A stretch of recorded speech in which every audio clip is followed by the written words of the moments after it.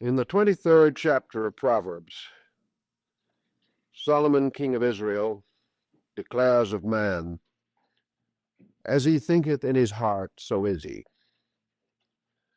And we have long held this to be essentially a religious statement.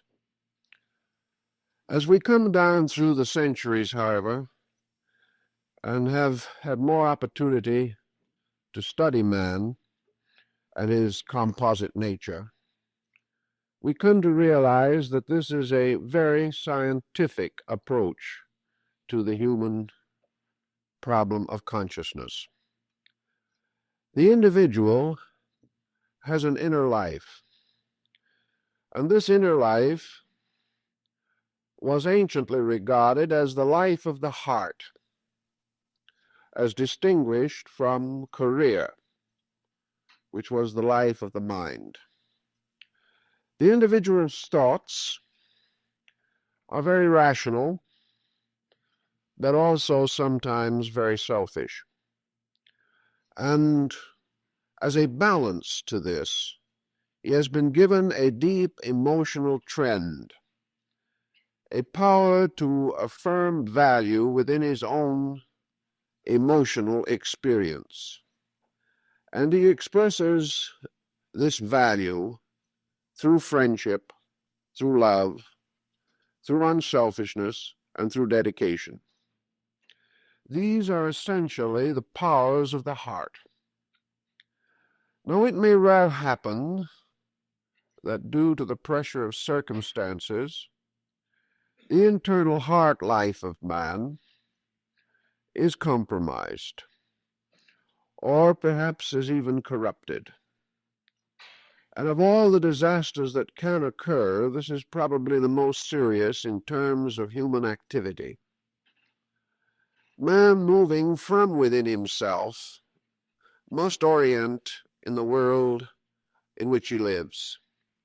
If this inner motion fails, or if the inner incentives of life are not adequate, the person's external career can never be truly successful. So most of our difficulties, particularly in personal relationships, arise from some failure of the heart in its psychic emotional function. And today we want to discuss this a little in the hope that we can convey some inspiration, courage, or insight which will help the individual to work with his own heart. Well, this is a very, very vital part of his entire way of life. In our generation especially, the duties of the heart have come to be more or less ignored. We use the heart very largely merely as an emotional instrument to be catered to be justified in various ways, and to become, so to say, the basis of pleasures, and all too often, without our consent, the basis of pain. What does the heart really stand for in the mysticism of religion? I think it represents essentially the instinctive adjustment which man strives to make with the creative principle of life. The individual has certainly a twofold nature and a twofold social problem. This was recognized long ago when religion divided the mistakes that men make into two groups called sins and crimes. We have added a group of lesser mistakes called misdemeanors. But the essential principle remains that there are mistakes against the code around us. We break the laws of our own kind. We break the statutes that have been set up for the regulation of human affairs. When we break these laws, we are said to have committed a crime. and we come under the punishment of the code with which we live. If, however, we break the laws of the heart, if we break the laws of conscience and character, if we make certain internal mistakes which throw us out of harmony with the universal purpose for our existence, we may then be said to have committed a sin, because a sin is an act against universal truth, whereas a crime is breaking a rule which men have established. Actually, all crime begins with what we call sin, inasmuch as criminal codes are established to curb the excesses of human selfishness and human passion. Therefore, the criminal code became merely an instrument to protect society against the action of the individual who has broken faith with himself. Such codes we recognize to be essential to the continuance of a socialized order. But we also realize that there are a great many mistakes that we make, which can never actually come within the boundaries of a crime. There are mistakes for which we will never be punished by society, by any direct action, or by any directed code.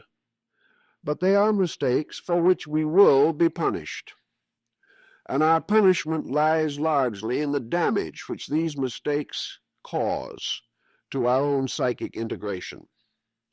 The individual who commits a sin is not merely one who breaks a theological rule or a rule set down by some church. He is a person who has broken faith with life. Buddhism presents this in a rather simple and direct way, pointing out that the universe in which we live is a great pattern of purposes. These purposes are not always obvious to us. In fact, many of them we will not discover in the years of our lives. Yet these purposes are valid. The mere fact that they exist as part of a great archetypal plan of things not only makes them valid, but makes them inevitable.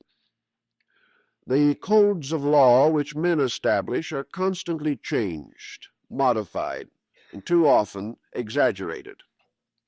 But the basic laws of the universe never change. No change in human society alters them, because they are not concerned with human society, but with human character. And man, being a human being, has certain opportunities and responsibilities related to these opportunities. The individual, therefore, is responsible to the universe for his character, even as he is responsible to human society for his conduct. All conduct arises in character, and the individual will seldom perform an action which his character declares to be wrong. Thus, compromise arises in character itself. Either it fails to assert its full authority, or it is incapable of doing so. Deficiencies of character arise from a number of causes. One of the most common causes is ignorance. Another cause, which is almost as dangerous, is bad example. To live in a world in which all emphasis is upon conduct and no emphasis upon character will ultimately result in the decline of conduct, because conduct is an arbitrary thing. We follow certain laws whether we approve of them or not, simply because they are statutes and we are afraid to disobey them. But in matters of character, we follow the nature of character itself because we know that it is inevitable. We know that it is the one way in which we can hope for personal happiness and security. To break faith with character is to destroy the probabilities of a useful and a well-adjusted life. Now, we do not know all the rules governing character, but as Buddha pointed out, this is not necessary. We learn from daily experience, by observation from history and from the reports in all fields of learning, that which essentially can be done and that which cannot be done within the framework of character. We learn from long, bitter experience what is not good for character. And as we discover the fact, we become informed by a process of negations. We learn that we'll do certain things and the result is bad. Where the accumulative testimony of man unites in the statement that these circumstances are bad, have always produced bad, have never brought any integration to anyone, and can be directly traced as the source of most of the corruptions of conduct, then we do not need to understand any more than this. We realize that we live within a structure which we must learn to appreciate and obey. Buddhism has been called an ethical psychology for the simple reason that it points out that the individual must be right in character or he will be wrong in conduct. This is a very simple statement, yet it is a profoundly true one. In our way of life, we have devoted much time and attention to the development of abilities, the development of talents, and we have done all that we can do, up to the present time at least, to equip the individual for success or security in the physical world. By this we mean that we have given him the advantages of education, we have taught him a useful trade or profession, we have surrounded him with opportunities and inducements to improve himself as far as abilities are concerned, and we feel in an abstract sort of way that we have indoctrinated him also in the principles of character. Actually, however, this last assumption is an exaggeration. We have not. We have simply taught the individual to succeed in this world. We have given him very little understanding of the principles upon which a successful life must be built. The majority of our people, in this generation at least, graduate from high school. If they graduate from high school, more or less equipped for a trade or a craft or a way of life, but they are not equipped to cope with the immediate problems of character. The individual leaving high school can almost immediately make a bad marriage. He has no defenses against this as far as his education is concerned. Nor has society troubled to assist him in outside ways to meet the challenge of his problems. We have divided personal problems from career. We teach career, but we do not give adequate insight into the solution of personal problems. Therefore, factually and actually, our education is incomplete. And it is not incomplete because we do not know better. It is incomplete because we have overlooked the fact that character is a financial asset. Today we may deny that this is true, and we look around ourselves and others and glance through the pages of our permanent journals and come to the conclusion that character is a debit, that the individual with character is predestined and foreordained to remain poor. Factually, this is not true. An individual with character does not have to fail in anything. An individual without character, however, is most likely to fail in everything, regardless of whatever other opportunities and privileges he may enjoy. Of those who graduate from school, a goodly number now pass on to colleges and universities. Here they receive further education. Here they are brought up to a professional level. Here they are introduced to forms of knowledge which will prepare them, according to our custom, for more executive or advanced positions. Yet the college graduate, leaving college, will also often immediately make a bad marriage. He has not been taught those principles upon which a good life can be built. Now, assuming that he has other skills but has not received this instruction, and he makes a bad marriage, can we deny that this is going to be a costly mistake in terms of personal security, in terms of finance, in terms of happiness, and in terms of incentives for further advancement in physical activity? We know in industry today that a bad marriage will ruin a career. We know also that a bad marriage will endanger the next generation for those children who come into that marriage. We know, therefore, that a bad marriage can be measured in terms of dollars and cents, not only in terms of the cost, but in terms of the consequences.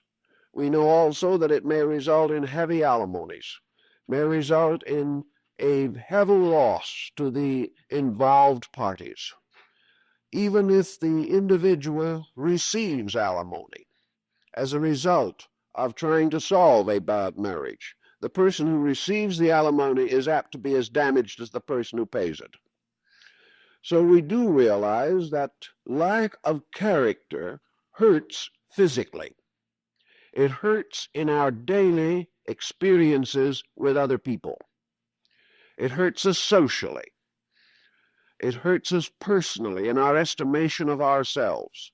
And deficiency in character is one of the principal causes for psychological complications, which may in their turn lead to further physical expense as a result of years of counseling or even hospitalization for this lack of character. It is therefore impossible in our complex civilization to say that the development of skills is profitable and the ignoring of character is profitable. Such a conclusion is utterly false.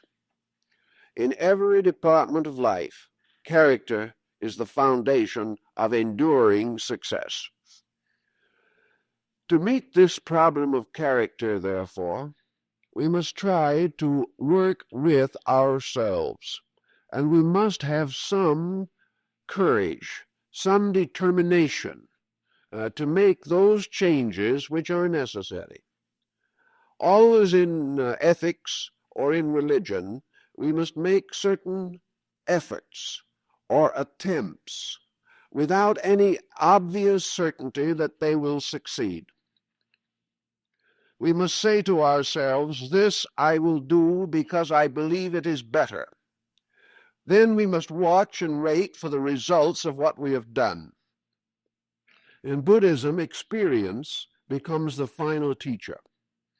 If as the result of a certain action performed thoughtfully and intelligently, a better result comes to us, we then know that we are moving in the right direction.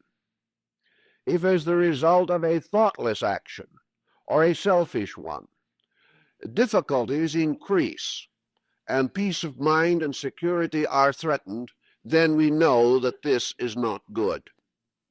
So finally, each person must work out his philosophy of life on his own skin. He must work it out in relationship to what things happen to him as the result of what he does. This becomes the basis of fact. This becomes the basis of the most certain truths that we are able to understand. And character builds gradually upon the evidence of its own need, and also upon the demonstration of its own value. Now, many persons have looked through the ages to religion for character. And largely speaking, if we take the whole picture in consideration, religion has contributed to character. Religion, wherever we find it, for example, does require certain discipline. Most of this discipline in religion is under the general heading of obedience. The individual learns to obey the laws of God as these laws are revealed through the scriptures of his faith. He also learns to obey certain rules, statutes, and codes established by his religion. Some of these may be good, some of them may not be very good, but the experience of the individual is that he learns to discipline his conduct in terms of a conviction. He learns to do things that he knows he ought to do, rather than drifting along through the years doing only the things he wants to do. He also learns the danger of the evasion of fact. He learns how desperately he can get into trouble when he tries to run away from a difficult decision. He learns also how tragic his life can be when he considers only himself in a decision. And gradually rejecting common responsibility moves further and further into self-centeredness.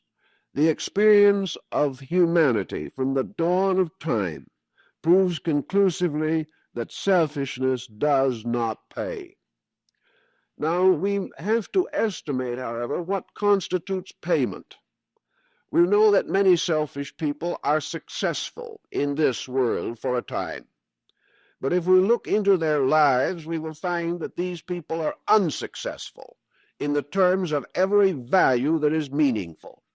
They are desperate, forlorn, unhappy, unadjusted people. Because success without character, success without conviction, brings no peace of mind, peace of soul, or serenity of spirit. Thus, we have to decide what we want by success. Do we mean by success that we want certain physical comforts, and in order to pay for these, we are willing to be miserable for a lifetime? Now, it doesn't seem as though this decision should be forced upon us.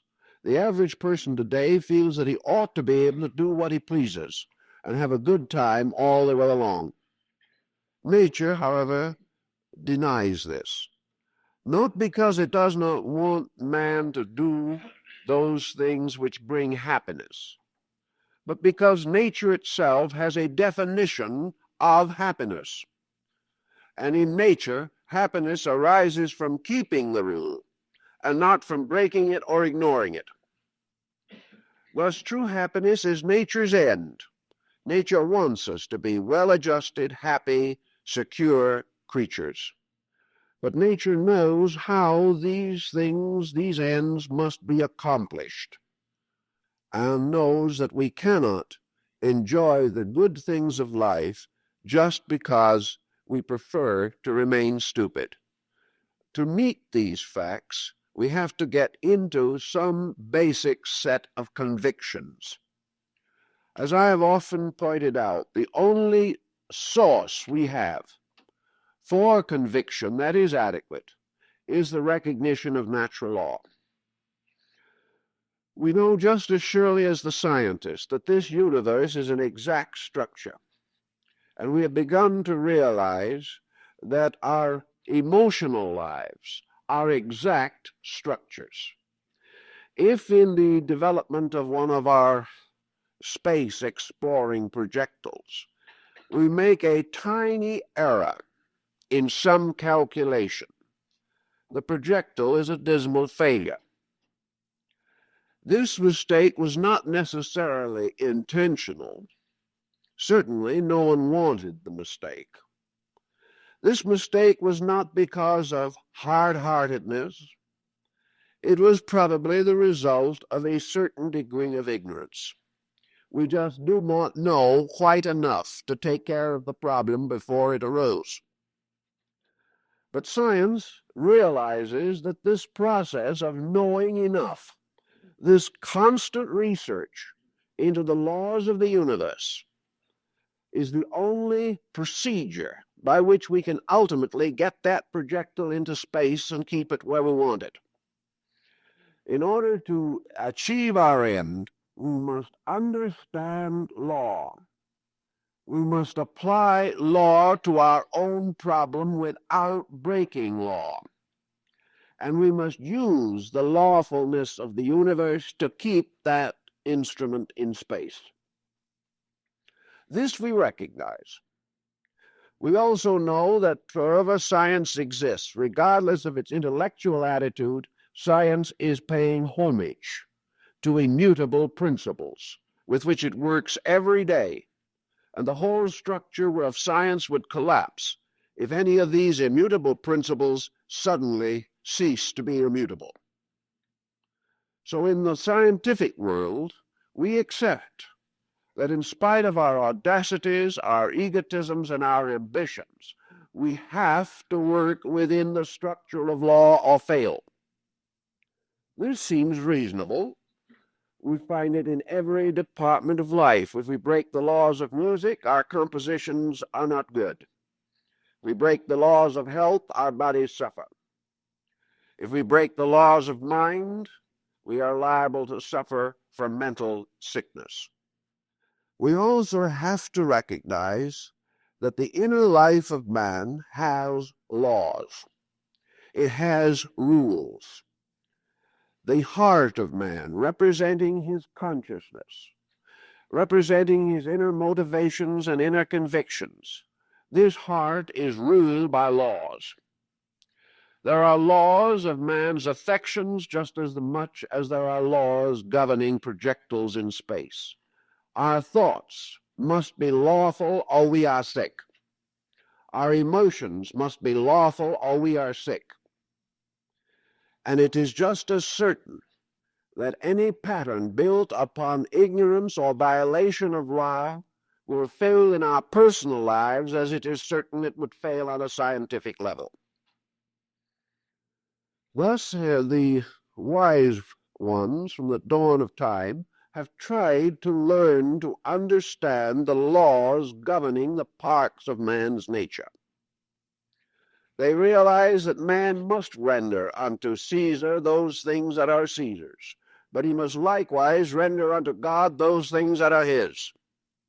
And to fail this in any respect is to ask for tragedy. Now, tragedies are of varying degrees. Those which arise from conscientious intention that does not quite work out are usually more or less minor tragedies. And when we are faced by a major tragedy, if we search inside of ourselves and examine our motives honestly, we will realize that we are the cause of our own trouble. Somewhere we have violated those rules which apply to the way that a man must think in his own heart. Nature requires absolute honesty. It will settle for nothing less. And where the inner life of man, because it is secret, is permitted to be dishonest, this can never be concealed from the outer conduct of that person. Ultimately, these mistakes will come through to burden and trouble our daily existence. Today we are obviously in a bad spot from these very causes. Every time we read a paper, we are offended by the news. Everywhere we look, we see evidences of increasing corruption of principles. We see more and more selfishness and less integrity. But we are not going to measure this just in terms of what we see, nor can we afford to sit back, as some will do, ignore all of this and say, so what? We never had it so good. Is this true? I would very much doubt that it is true.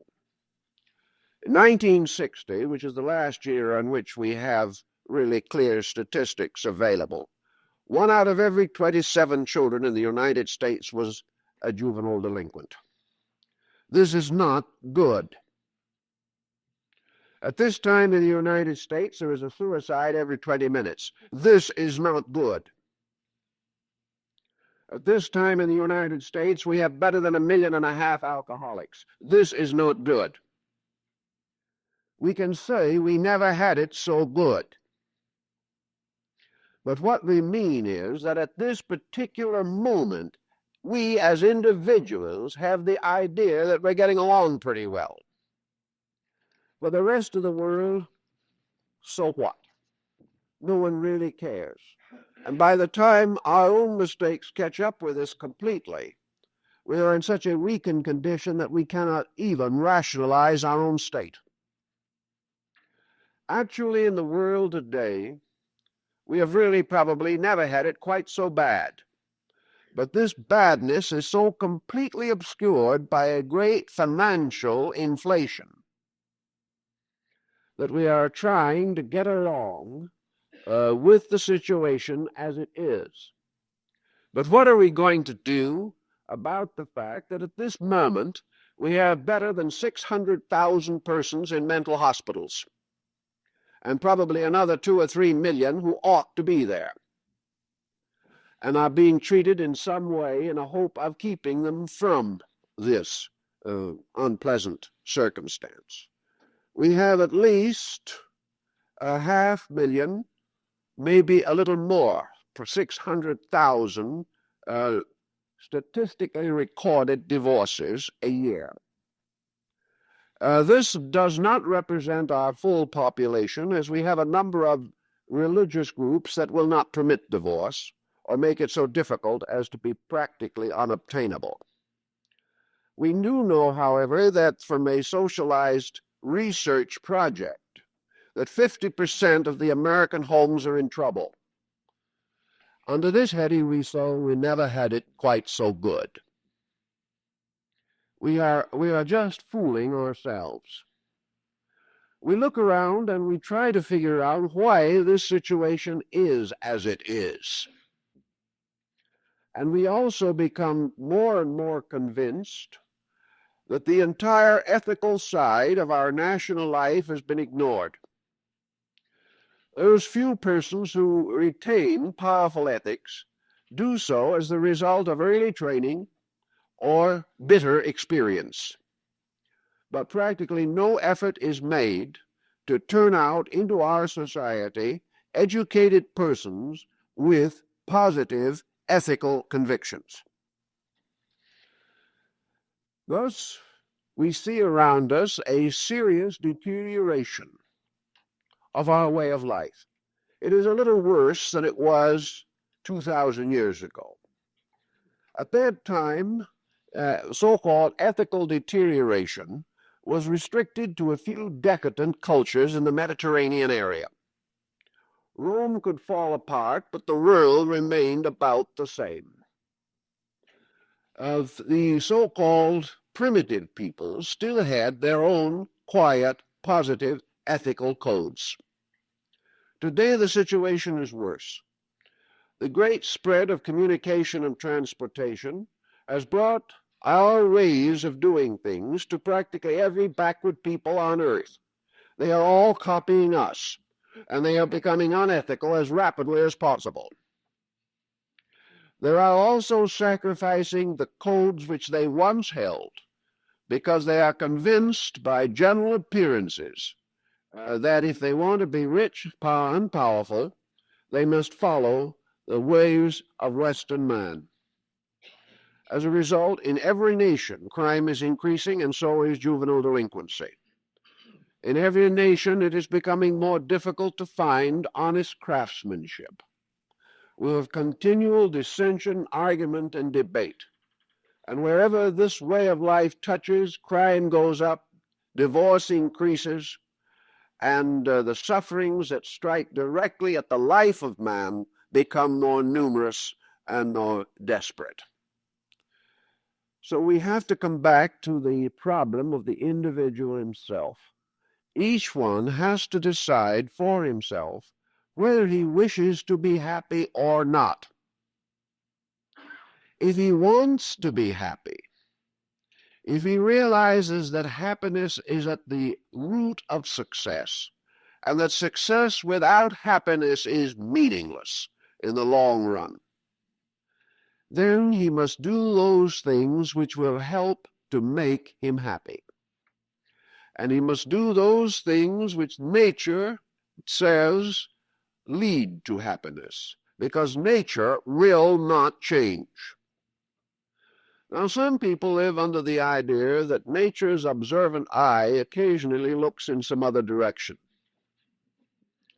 that there is no reason to assume that nature can catch up with the mistakes of every private citizen, that there must be some way in which we can quietly carry along our misdeeds with dignity and outwit nature.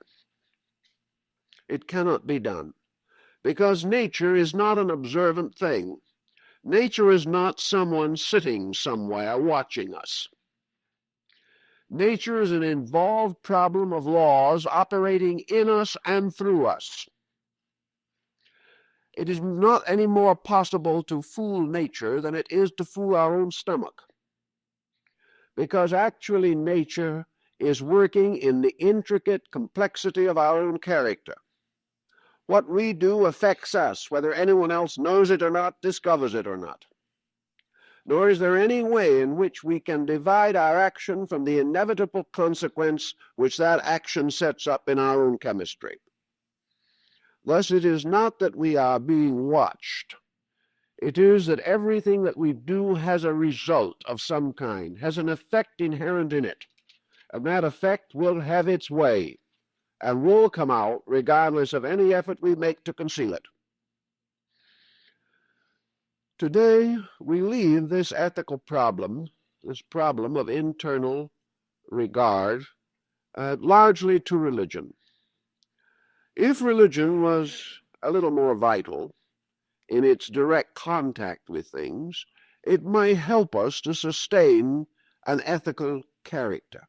It wants to, it tries to, but it is unable to achieve too much because of the fact that it is hopelessly separated from the daily life of the person.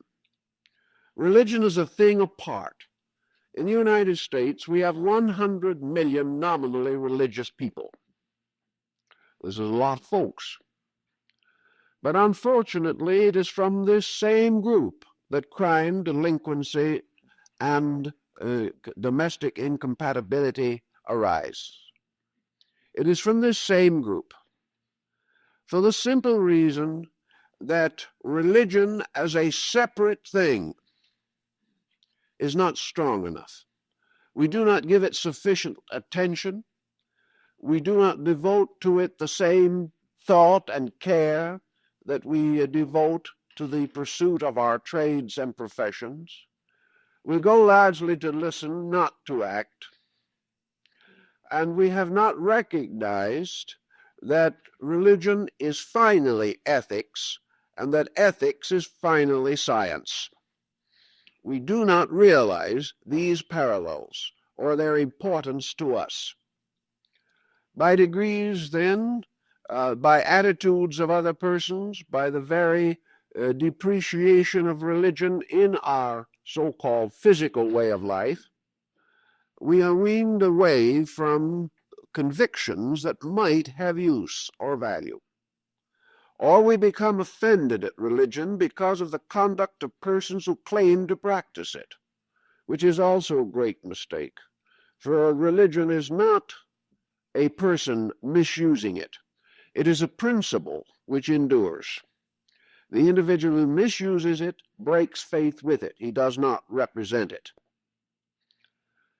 The only place where we really can get at some of these problems is to go underneath the mind, which is always justifying, always explaining, and always trying to prove that we are right. To each individual, his mind is a sort of private defender. He has allowed it to justify his own desire in almost every instance. Instead of using the mind to find out what is true, The individual uses it to find out how he can get what he wants. The mind has therefore come under such tremendous pressure in our economic way of life that by itself and of itself it cannot be depended on. 25 centuries ago, Buddha was profoundly suspicious of the mind as an instrument. And after all this passing of centuries, we are becoming more profoundly suspicious of the fact that he was right. We begin to realize that what he said was essentially true. Behind and beneath the mind, however, are certain primordial desires, which may be considered as almost atavistic. They arise out of the dawn of human experience. One of these desires that is as old as human consciousness is the desire to be happy. Actually, the individual wants to feel good inside. He wants to have a laugh in his soul. He wants to rise each day to a good world. He wants to come to the ability to sit down quietly, think about his own conduct, and be glad that he did what he did. Happiness also means, usually, happiness for other persons we care for. And the individual who achieves a reasonable degree of happiness is a valuable citizen in his community. He is a better parent, a better executive, and a better worker. This desire for happiness we've always had. Another desire that is very deep within ourselves is the desire to be of value. We do not want to live just as parasites upon the face of nature, nor do we wish to live merely to exploit each other. We do these things, but we're never very proud of them. And anything that we would like to conceal from another person, we should not do ourselves. Thus, the desire to be of some value or service to others moves all of us. We do not necessarily feel we must make careers of service, but we like to be appreciated because we have done something worth appreciating. We like to also have the feeling within ourselves that every day we are gaining on something. We would like to believe that every day we know a little more than we did the day before, that we can do things a little better, that we are gradually coming to excel in something. We like to have the feeling that we are able to do something very well. We like to have the feeling also that we are self-sustaining creatures, that in the emergencies that arise, we can take care of ourselves spiritually, ethically, morally, and physically. When we have these kinds of feelings, we feel better. We face life better. If, however, we look into our own natures and find that we are inept in all of these things, or most of them, we are not proud of ourselves. We are not glad that we are alive. We may have certain desire to go on and do something better, but unless we have a realization of some degree of valuable accomplishment, we are not really happy people. Thus we discover, by actually working with troubled persons, that the average person's happiness actually depends upon certain achievements of his own. And these achievements are not primarily economic, but they do contribute tremendously to physical living, making this living more valuable and worthwhile, not only to ourselves, but to any who are dependent upon us or are associated with us. The average person wishes to be a good expression of the problems with which he is working. He wants to feel that whatever he has done it commendably. and to the best of his own ability and insight. The only answer to this type of thinking is to get back inside of ourselves and try to work with the primordial instincts which we have been given as part of our cultural heritage.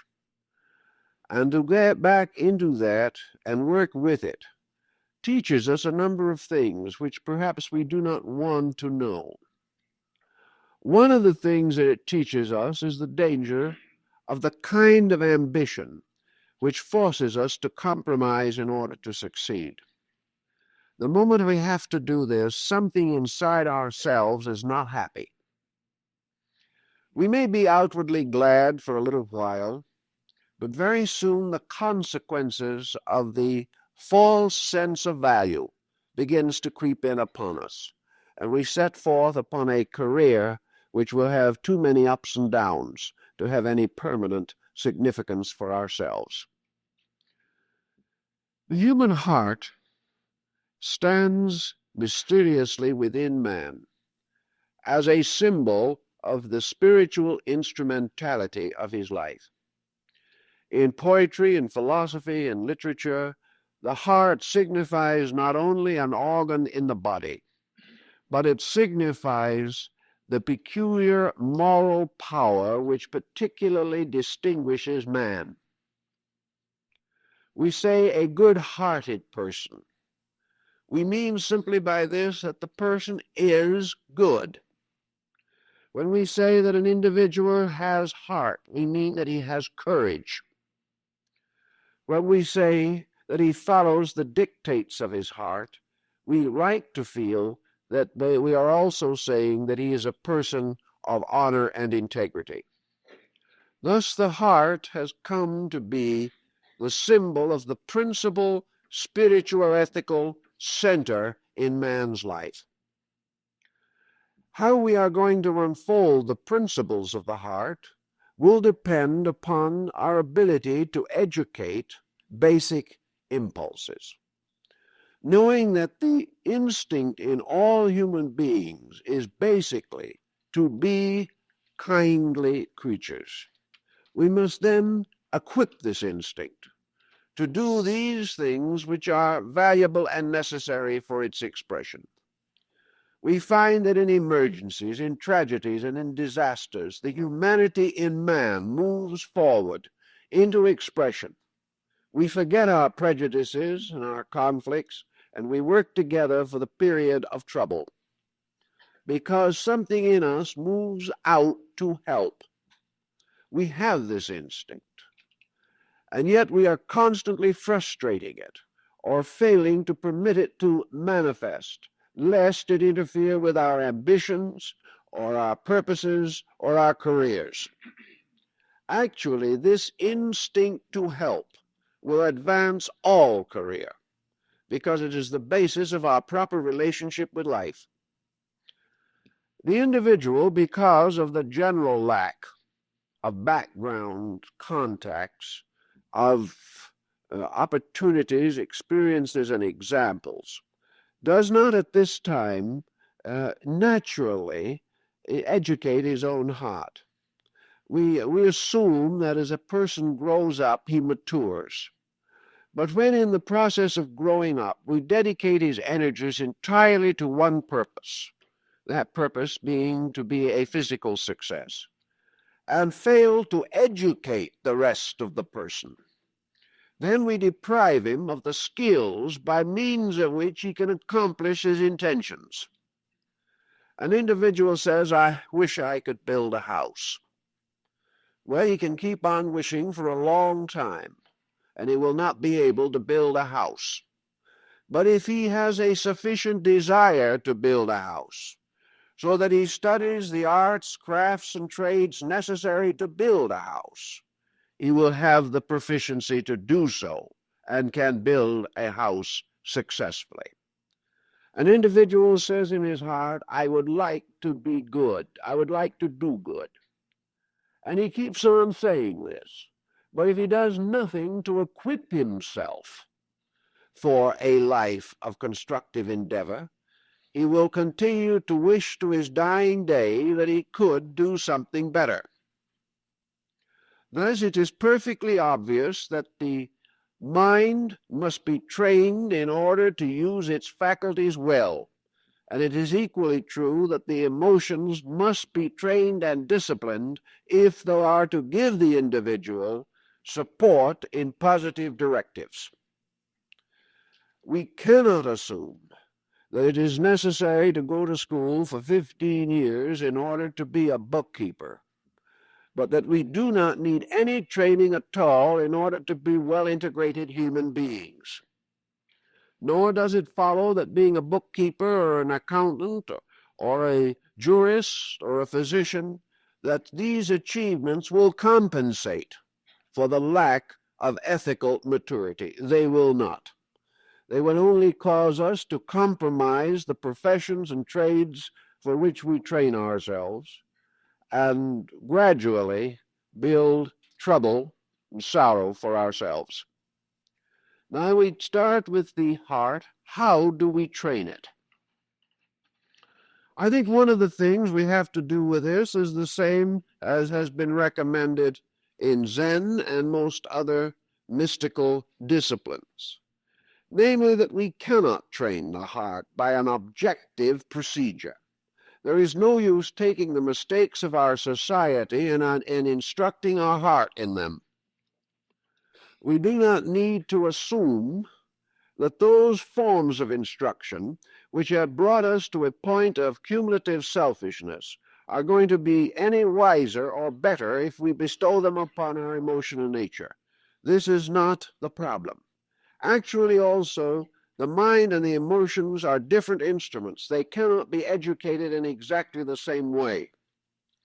The mind is educated by taking on knowledge. The heart is educated by casting off error. And the two processes are completely opposed to each other. One of the things that we have to do in order to educate the heart is to gradually relax away from those false pressures by means of which the heart is enslaved to the wrong goals or the wrong ends. The mystic has always assumed that if he could attain a properly worshipful and worshiping feeling within himself, that he would find that his heart is a kind of temple, a sanctuary, a church, a shrine, some place where the individual can come quietly and reverently into the presence of the indwelling divinity in his own nature.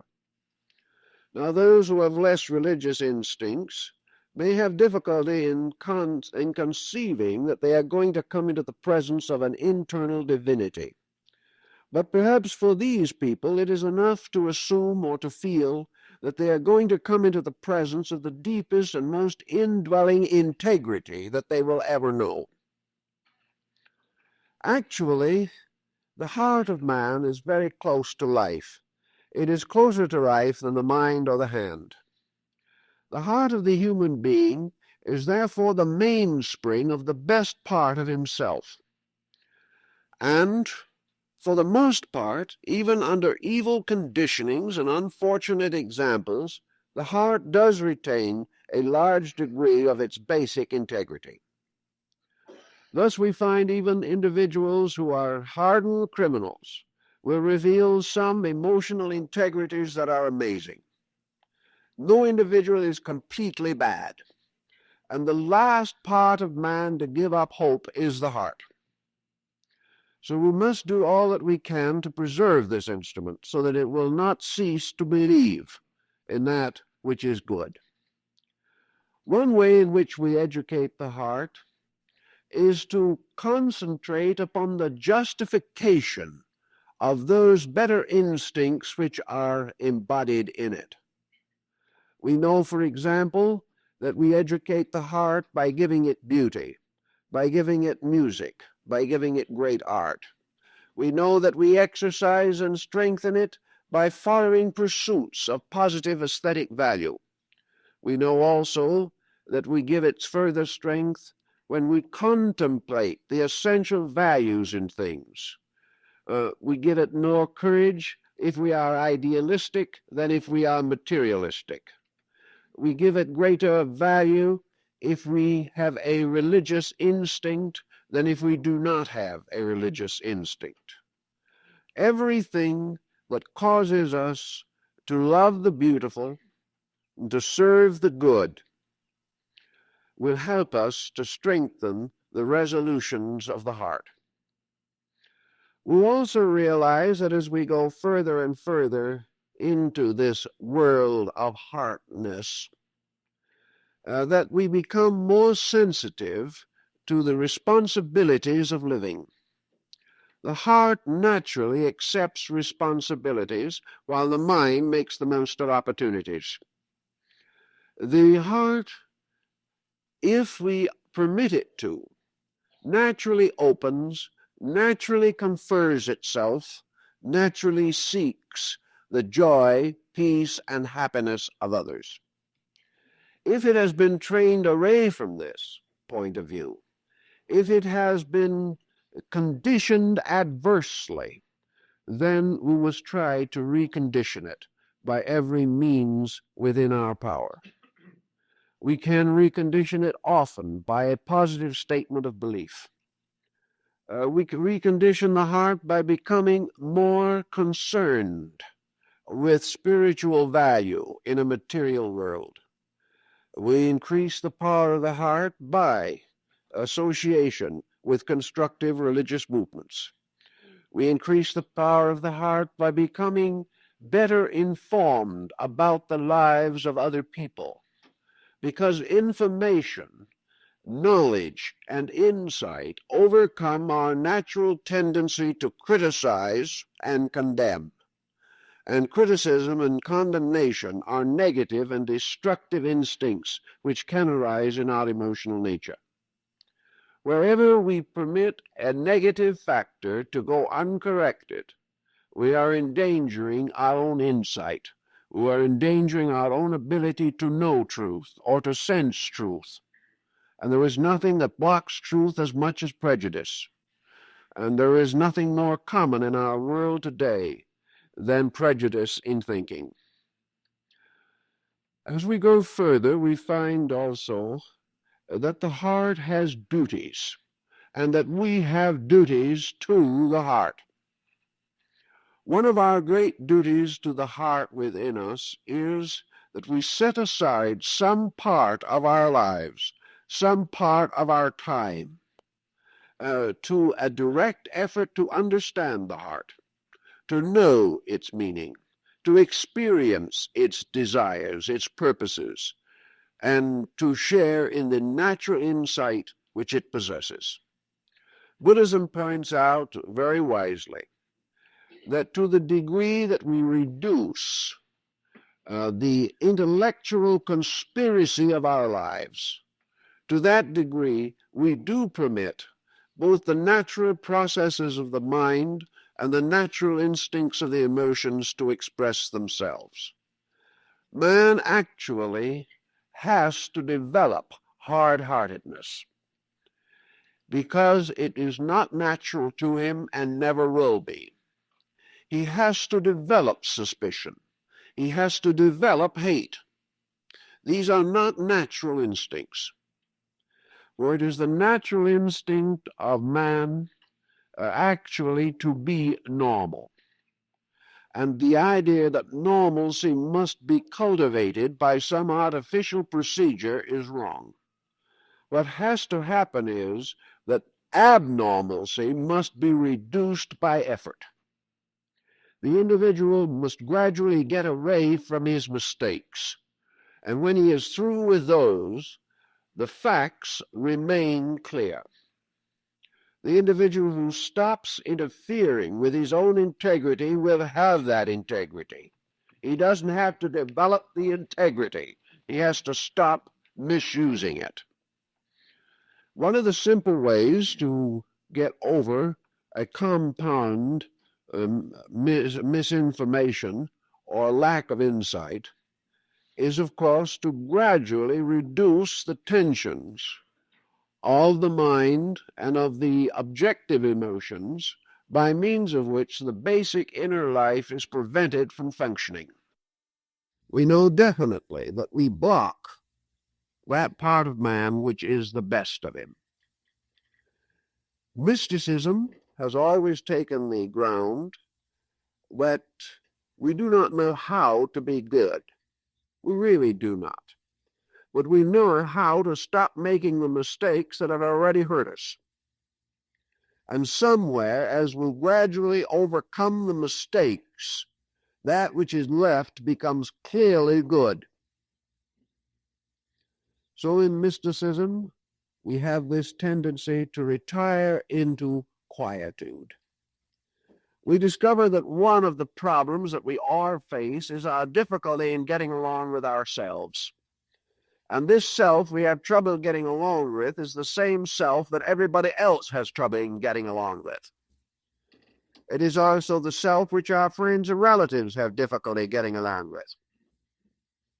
So if we are not able to live with ourselves, we cannot really expect to live happily with anybody else. Now, most people, because of this lack of internal organization, are afraid of being alone. They're afraid to face any problem with their own strength because they know they haven't got any. Well, this is a very low point in human development. It indicates a compromise and a loss that we cannot afford. So we have to learn gradually that the only strength we will ever know and ever have is in ourselves. Everything we lean on can collapse. Everything we depend on outside of ourselves will ultimately fail. And the more we lean, the weaker we are. The only problem that we can face intelligently is how to get in touch with our own strength. And the way we can get in touch with it is not to compromise it any longer. To begin the simple process of being able to sit down and think about ourselves and feel about ourselves constructively. There's nothing more important to modern man than what we call leisure. We have spent a great deal of time and effort cutting down working hours. One of these years we may finally arrive with a one-day week and a 1-hour day of work. This will probably please everyone until it happens. Then we will discover that all this extra leisure is only further opportunity to spend rather than to earn. And we will never be able to earn enough in a day to take care of 6 days of spending leisure. This situation simply means that we have no understanding of how to use leisure. We are now afraid of it. Instead of effort buying leisure, it buys tension.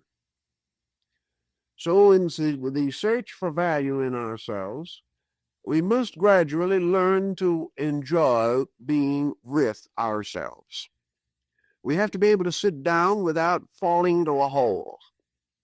We have to learn to think without fear.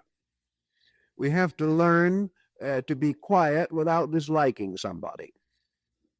These changes have to arise as the result of resolution and determination on our own part. We must begin to discipline the emotional center, which has never been disciplined really adequately by the majority of human beings. So this disciplining of our emotional center is simply the process of freeing it by a definite effort from all emotions which are not right, not justified, and not helpful. We have to do it. Even if we go under psychology, we will ultimately have to do it. And if in the course of life we avoid this responsibility long enough, we may be rewarded by an emotional or mental breakdown. This has to be done because nature demands it. And for these demands, there is no escape whatever in any way. The only thing we can drift to without discipline is tragedy. So discipline begins the process of leading and guiding our own conduct into harmony with a character which we regard as important. Now, I'm near a great many people, and I've worked with a great many people, but I have met very few, if any, who did not have some concept of character which was better than what they were practicing in conduct. Most people know what they should do, but they lack the incentives, they lack the strength of character to do it. Now, this doesn't mean that they know all that they should do to the end of time, but they do know what would help now if they would only do it. The individual who is an alcoholic says, I know I should stop drinking, so he keeps on drinking. The individual who has certain tendencies to misrepresentation or prevarication will frankly tell you that they should tell the truth, but they don't feel like it. So the idea that we are all wandering around here without knowing what to do or how to do it is an exaggeration. Every one of us has within an instinctive guiding principle. If we give it a chance, it will work. And even though we try to smother it, it still occasionally is heard from, and will continue to be heard from more and more desperately until something is done about it. So knowing what we should do next, we can sit down and we can say to ourselves, if I was someone else with no personal interest in this situation whatever, what would I know to be right? Beyond this, we must then proceed to lift our conduct and character above the compromise of our personal desires. We've got to begin to be true to character. If we do not, our race and our culture will perish. And for only from this inner heart consciousness can we have that vision which can guide us and lead us. This psychic heart center in us is the most powerful instrument of value that we have. It is the only instrument that cuts through mentation. And as the Rig Veda says, the mind is forever slaying the real. So that we are constantly perturbed by the mind, and the great remedy lies in the heart. The heart also gives us great courage. It gives us the courage of sacrifice. It gives us the courage of martyrdom if necessary. It gives us the courage to go beyond those common duties and to perform those actions which are beyond the call of duty. The heart gives us the willingness to forget ourselves in the service of other things. The heart makes us unselfish, if we will permit it to. And it is only when the mind corrupts this unselfishness that we begin to pervert the heart, which is one of the most dangerous evils that can affect anyone. So in quietude and the relaxation of mind, we can gradually become aware of the doctrine of the heart. And we know that as we retire into the heart, we retire nearer and nearer to life itself. We are going out into space to explore life, but we will never find the answer there. Infinite wisdom, in its own infinite wisdom, has put all the answers that man can ever need so close to man that he does not have to walk around the block to find them. Nature has told us from the beginning what every question for which we need an answer, that answer is in man. Man's only instrument is himself, and with this instrument he must solve himself. Certainly he can transport his physical body to another planet. This is perfectly possible. But when he gets to that other planet, he will still have to live with his own heart and his own mind.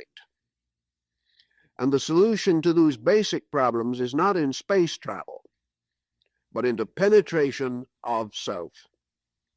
In Chinese philosophy, when you go into the idea of the heart doctrine, you go into the very core of man's existence. And you find that we reach the heart. You reach also a series of bridges. For from within the heart of man there are bridges extending to the infinite in all directions. The heart of man is the gateway to the eternal. And those who have never explored this path, who have never attempted to open this gate, are not qualified to say that this is not true. They may deny it. We may even be ridiculed for believing that these things can be so. But those who ridicule are themselves up to their neck in trouble. The ones who ridicule are miserable also. So what value is their ridicule, or what deterrent power should it exercise? If the miserable say that there is no end of misery, what have they said? Nothing. But all through the world and down through history, there have been individuals who have explored the regions of the heart. They have sought to know what was in this core. And wherever they have sought, in history or in nation or race or in time, they have come to identically the same discovery. They have discovered that indeed the road into the heart is the golden road that leads to everything that is right and proper for the human being. But the individual who finds his own heart, who learns to live with it, who learns to know it as a magic garden within himself, where grow the values of life, which are beautiful flowers growing in the soul. The individual who has made this discovery is by this circumstance alone enlightened in character. He becomes aware of facts that he can no longer deny. He comes into experiences which are so important that he can no longer afford to sacrifice them and has no instinct to. And he discovers that with all the chaos in the world, no man is further from peace than he is from his own heart. Well, this heart peace in man is not a selfish peace. It is not the running away into the self in order to escape the bruises of the world. This heart peace does not make the person avoid or evade. It does not make the individual neurotic, because it gives him the courage which those who have attained it have expressed from the beginning. It has given the courage to die on the cross for man.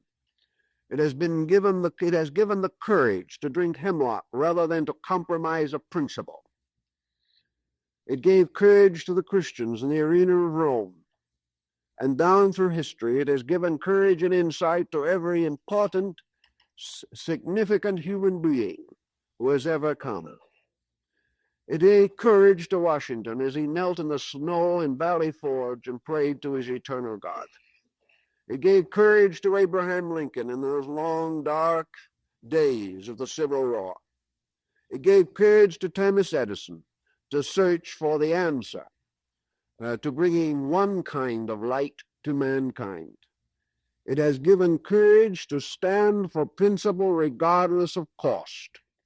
It gave courage to Mohandas Gandhi and made him perhaps one of the greatest men of the modern world. Wherefore, we cannot say that this search into self and the building of a life upon a strong, enduring faith in good, we cannot say that this is a maudlin sentimentalism by means of which people simply sacrifice the right to be wealthy or secure. These great persons have sacrificed nothing. They have given up something that never existed in the first place and found in exchange for it something that has always existed and can never change and is the basis of peace.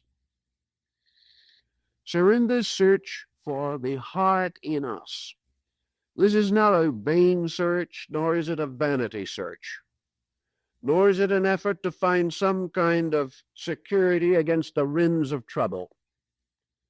This search is for our real selves, for our normalcy, for our happiness and our peace of soul.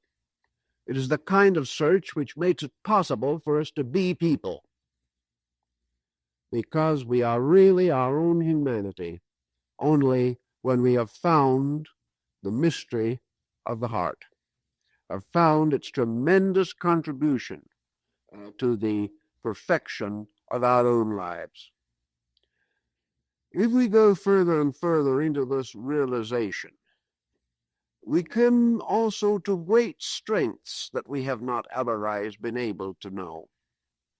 As Zen points out, the discovery of the heart doctrine is not by authority but by experience. Once we begin to move in on this, once we begin to do those things that are necessary, things happen which we can no longer deny.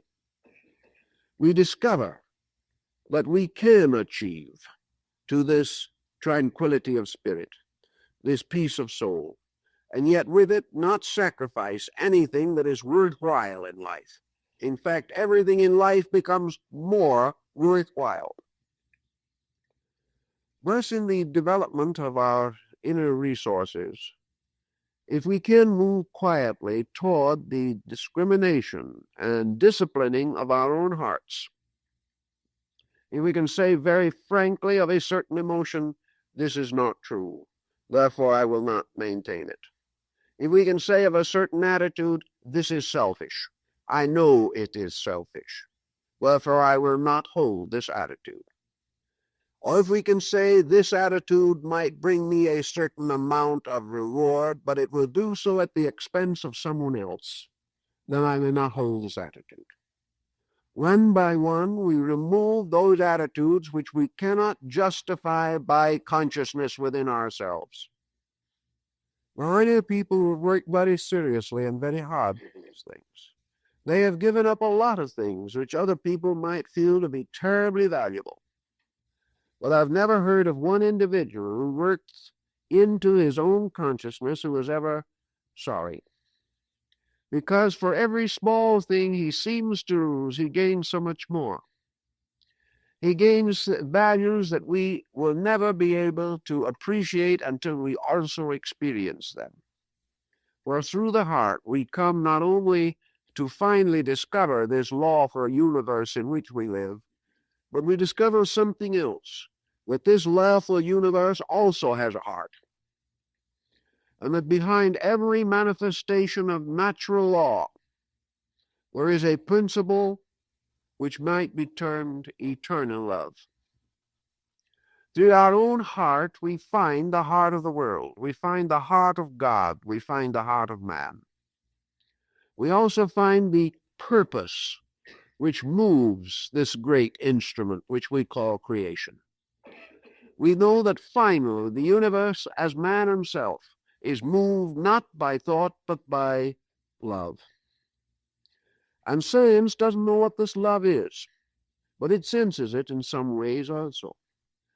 It terms this love exactitude. It terms this love a certain instinct in the universe to demand good, to require it. It finds an explanation for this love in the proper relationship of parent and child. Whereas the parent does not discipline the child, it does not truly love the child. Whenever a parent fails to create character within the child, that parent actually does not love that child. It may have attachments, it may have selfish, personal satisfaction in the child, but if the child is disciplined, the parent is bestowing upon it the greatest love of which that parent is capable. Therefore, nature, the universe, in its greatest love, disciplines man. It wants and demands that man shall be the fulfillment of a universal purpose. It wants for every human being that peace which man now wants in his own heart. The universe is working toward that. If the universe did not have peace in its consciousness, man could not, because man is merely a part of the universe. How can man love if the universe is loveless? How can man have any emotion that is not justified by the great energies of space that sustain all emotion? It is true that in other worlds and other spheres, these emotional energies may operate differently, but always they operate in harmony with universal law. So man's love is the proof of divine love, and man's love of God is the proof of God's love of man. And out of the great mystery of love come the only bridges that are real. It become the only ways in which we can ever become one with life. We can ever experience life in its magnitudes. So by entering into our own quietude, into our own hearts, we truly discover the heart of God. We truly experience also the infinite security of this universe. We realize in a strange, mystical way that it is true that every sparrow's fur was marked. But it is true that every atom dancing in the light or mingled into the structure of some creature, that every one of these atoms is known, is recorded, and that its own destiny is governed by the same love that moves the universe.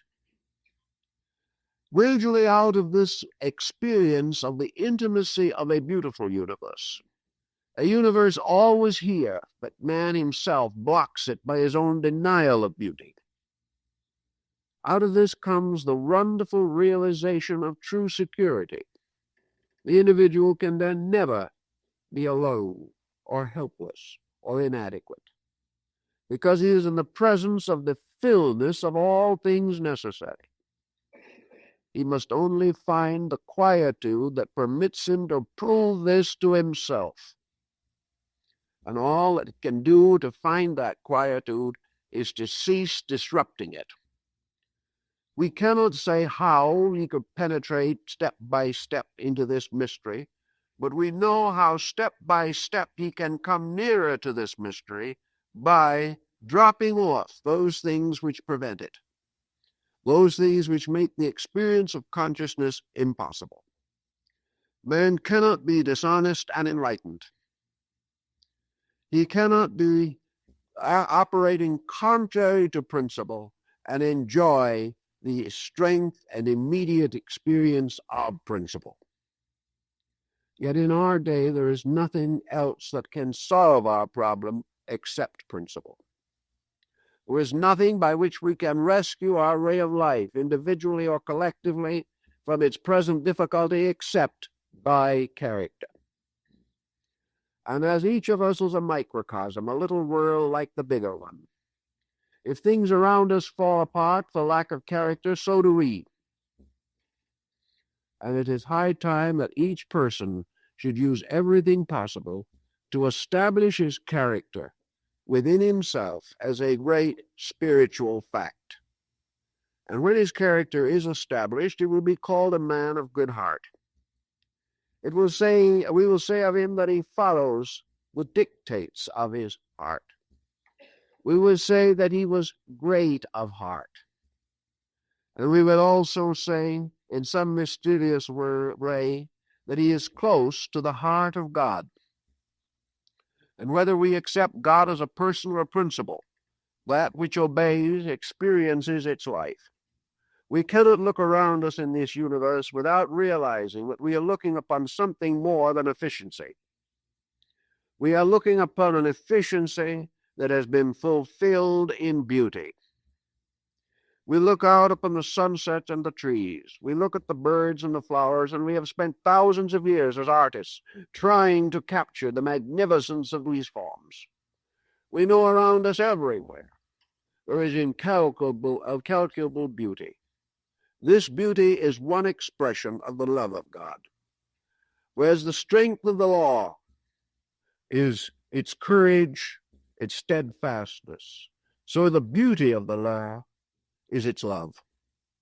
And everywhere nature guards and guides, a man, in order to enjoy his true place in this guiding existence, simply has to find it in his own heart. And finding it there, abide by it and abide with it. And if he does so, he will no longer be troubled. For once he understands, then no longer will his heart be troubled. So everywhere, the heart of God and the heart of man are bridged by the simple effort of the individual to live an honorable, gracious, kindly life, catching and cribbing in himself every instinct to contribute anything to the destructivity of life, no longer willing to harbor a suspicion or a criticism, but absolutely recognizing the fact, not denying the truth of things, but absolutely unwilling to emotionalize any negative factor, seeking always in this thing for its good, seeking in it its value, and realizing that the things in this world that we dislike are merely personifications of problems we have not solved. Therefore, that under each of these problems is an opportunity to do better, an opportunity to reach a condition of consciousness in which we can say, in this matter, I did the best that I knew, and I did the most unselfish things that I know, and I did that which was, in my conviction, the greatest good for all. In this way, gradually building this sense of integrity in ourselves. To do this is also to gradually develop those inner propensities of consciousness by means of which inner enlightenment steadily enlarges and strengthens in ourselves. For through the development of character, we come finally to the mystical experience of consciousness itself. This is nature's way. This was the path that was intended. This is the old road, and we must each of us follow it if we wish to come out of our troubles into peace and security. Time's up, time's reached. Yeah.